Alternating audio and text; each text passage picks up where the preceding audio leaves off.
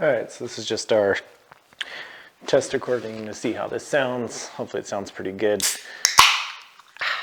And then we'll play from there.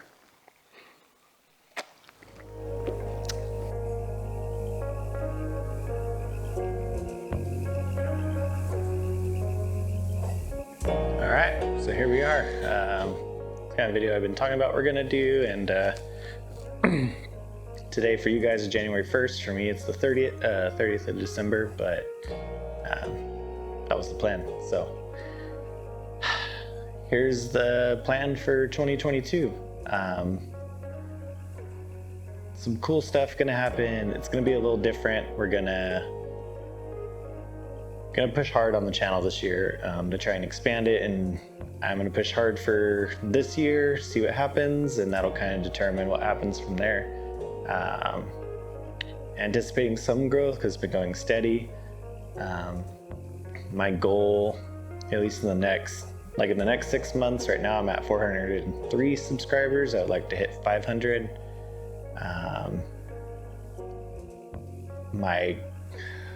It's gonna be hard. My goal by the end of the year is to hit 1,000. Oddly enough, my strongest videos that get subscribers are initial bike rides and my bike reviews, which is kind of crazy because I feel like I'm a no-name guy in that aspect. I'm not motocross action. I'm not anybody. I'm not. And my 150, 250, 350 video is still performing kind of like crazy. It's not my highest right now. That's Brian James's Works Edition. I do still plan to do a full review on the Works Edition. It'll be a little bit. I do have two of them to ride. They both have modified suspension. One's a little closer to me because it's my mom's husband. I don't know. Stan's bike. His has Pro Circuit suspension, but we're similar in weight, so it should be pretty close. James's, the dude's faster than me, and he usually gets it valved for a little bit heavier. So his is a little stiff for me, but either way, that's what I rode first time. That's right now the strongest video, and then my TTR videos, because it's a one-off thing and people are nuts about it, but we'll get that finished up here, and then after the 125's done, we'll get the TTR finished up. Well, I say finished up, preliminary finished. I want to do some coating and stuff like that on it, but either way, that's where we're at right now. So let's just get into the meat and potatoes of this thing. First of all, my wife Tracy, after kind of some time of talking about it, has agreed to let me race the Overhill Gang National Series. It was ultimately my decision. She's not super stoked, which I understand, just because there's always potential to get hurt, and I'm going to be away from home, so it's just a couple of things that like any wife would worry about, so I don't blame her on that. But that's our plan. I'm going to race all 5 rounds, so we got round 1 at LACR down south. Prior to that, I need to race 2 local races. Unfortunately, right now they're all on my weekend to work.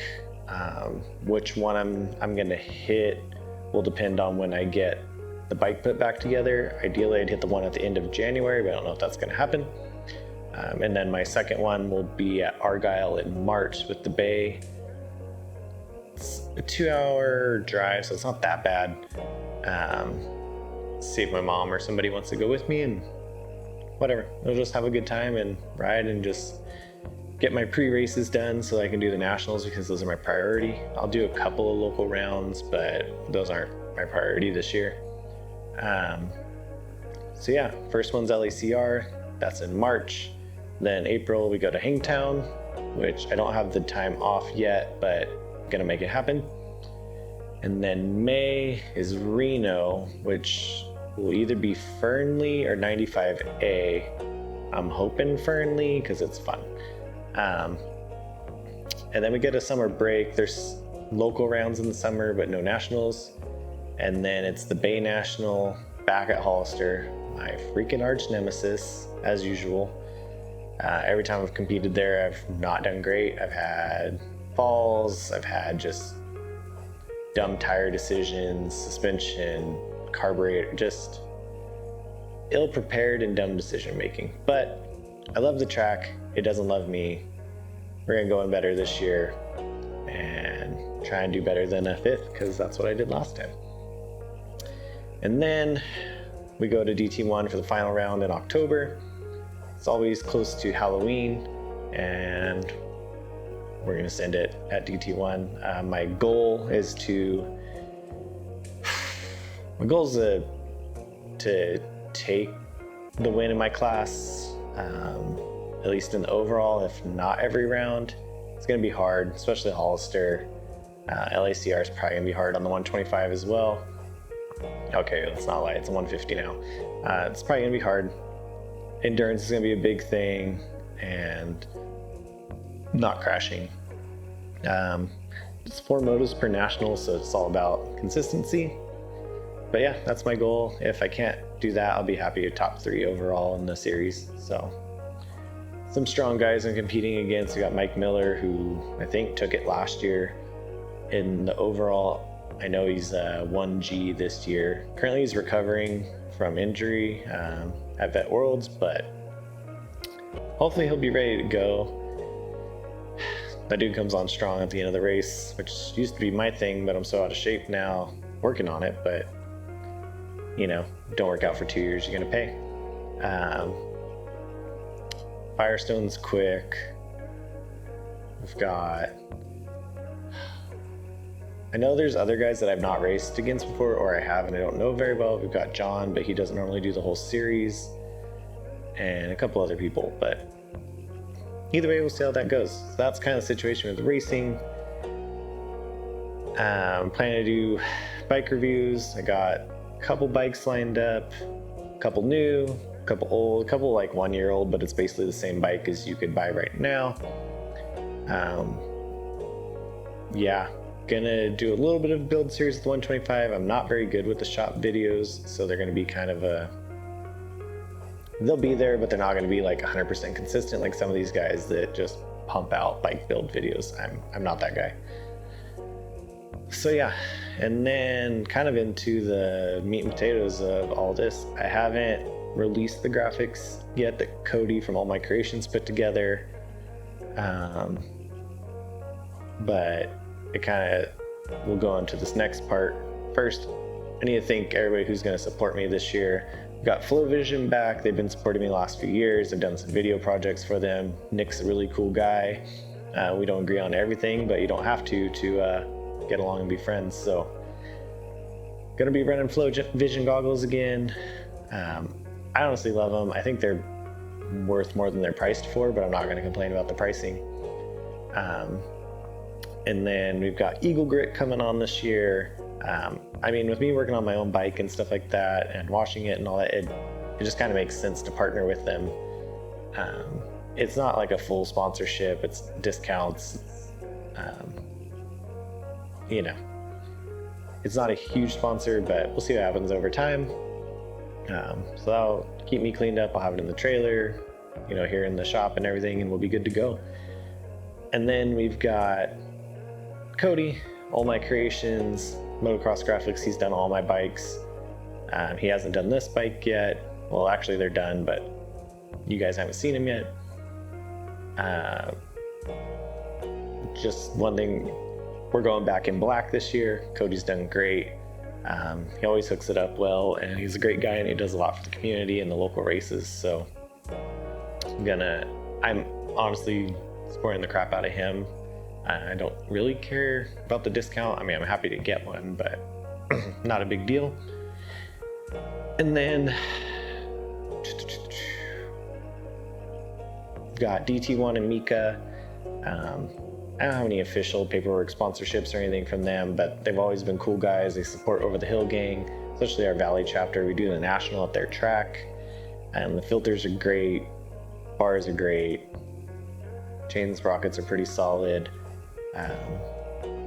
Yeah, I won't be running their chain sprocket initially on the 150 because I'm deciding gearing, and their sprockets are a little more expensive, so I went a little bit cheaper with some other stuff that I've used before that's been good. So that's that. And yeah, so through Cody and the graphics and everything, kind of be doing something big this year. We're gonna be putting out a lot of videos, like I said, but we're gonna be doing some different videos.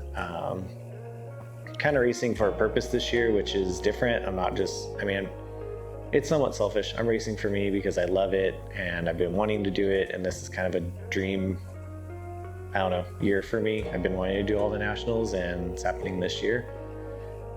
But with that said, I'm going to be trying my best to raise awareness for suicide prevention and just suicide. As I think everybody realized through this pandemic, at least in some form or fashion, is that mental illness is a big thing. Especially when people were really stuck at home in the beginning and stuff, it was hard. People losing jobs, people losing money, and there's still people going through that. It's kind of brought it more to light, which I appreciate, but I feel like the support's still not there. I believe there's a lot of people that care, but the resources are, I mean, it's mostly through the National Suicide Prevention Hotline and their kind of local chapter stuff that there is kind of all the support.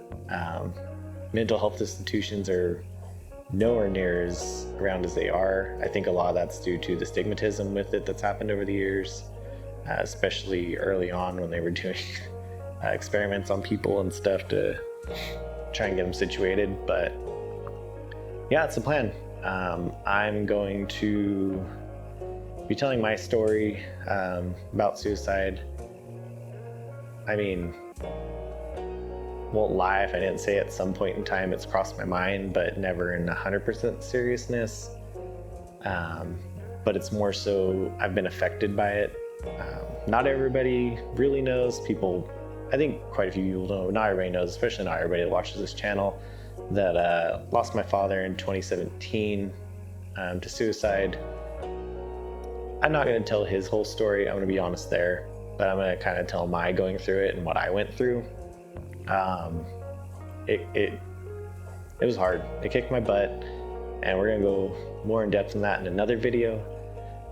My hope from you guys is that you'll be able to use donate buttons that I set up and links and things like that to donate to all these different societies for suicide prevention. Donate to one that you believe in. It doesn't have to be the ones that I link to. I'd just love to hear about it if you do, because it helps. I know it's selfish, but it helps me feel like I am doing something. And just remember, if you're somebody that's been going through it, like, you truly aren't alone. It's hard for people around you to process too. Sometimes they want to be there for you, but they don't know what to do. And that was my situation, honestly. I couldn't process it, so it was hard to help someone else process it. I think getting help is the best thing you can do. There are people that love you, but they're not professionals that deal with it. So I'm going to kind of leave it at that. I'm going to be putting together some merch. I'm working on some designs. All the proceeds from it, like every dime, I'm going to redonate in at the Nationals, at the track. I'll set up cash donations if people want it. I'm going to try producing videos for people, and every dime from that I'm going to put back in. Yeah, that's the plan this year. I know it's nothing crazy, but it is for me, and it's very meaningful, and I think that's all that matters. The other thing I'm going to ask of you guys is, it's kind of hard. I'm going to be honest. It's hard to ask people this, but if you are somebody that's either gone through the steps of recovering from personally wanting to commit suicide, or if you're somebody that's had somebody around you commit suicide, or you've just kind of been through the process of helping somebody get through it, I'd really like for you to contact me. I mean, the plan is that if you're up for it, I would love to produce a video with you, interview you, have you talk, and just tell your story. Because I think that'll help raise awareness alone, just people hearing, like, people have been through this. Like, even for the survivors, aka people who have loved ones that have committed suicide. You feel alone too, even though there's people around you that are going through it with you. Like, it sucks to talk about. Like, it sucks. Here we are, how many years later, and I'm just now comfortable admitting that you committed suicide. I don't even know if my whole family is comfortable with that yet, but I showed my mom my graphics and my plan, and she seems to be down, and I'm gonna be honest, that's the biggest person I care about's opinion with this, so that's the plan. Reach out to me, message me on Instagram, leave a comment. I will get you my phone number. You can send me email through Instagram. Yeah, there's plenty of options. If you want to get a hold of me, just start there, and then we can set up better contact, and we'll set up time to film and tell your story. Don't be afraid of the camera. I'm not great at talking in front of it, so I don't expect everybody else to be, but that's kind of the raw aspect of it that I'm shooting for. Yeah, so it's kind of hard to talk about, it's hard to think about. I'd really like to do something cool and make that happen. On to happier pastures. I am still looking for somebody at just about every race and round to help film. Hoping to get my mom's help a couple times, maybe some other people to track, James, whoever I can find. But they all ride too, so it's kind of hard. So even if you don't have any experience filming, like, I literally just need somebody to either hold a GoPro or my camera and point it at me and shoot. Like, that's what I want. You don't have to be a professional. I'll teach you things. Those of you that have seen my work, I'm still learning too. So it takes time and effort, and we can learn together and we can produce something cool together. That's it there. With that said, there's some plans for compensation with that for certain people and people that are doing this for fun. It's not a lot, but I'll make it worth your time. My plan, like I said, is to put all the money back into suicide foundations and stuff, so I'm trying not to spend a ton. And that's kind of where we stand right now. Yeah, other than that, I'm gonna continue building the 125. We're gonna ride and race. There should be a lot more riding coming back here at the end of January. And yeah, I'll tell you guys my story, I think next week.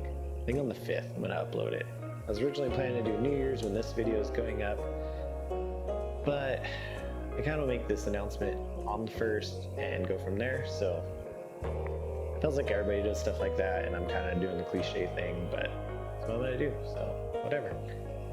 And then I think on the 5th, yeah, I think that's the plan.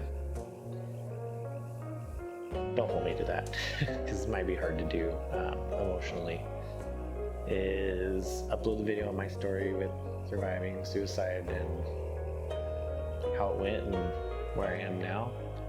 And yeah, that's the plan.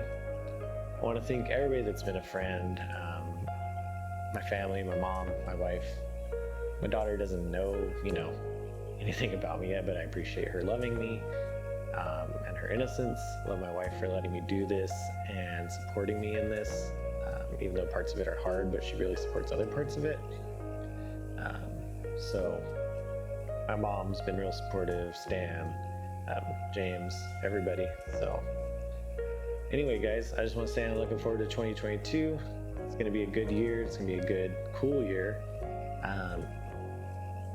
Either way, if we raise $10 or raise, $1,000 or more or whatever, I'm stoked. It's just all to help and share your stories, and we'll go from there. But looking forward to 2022, and we're gonna have a rocking year.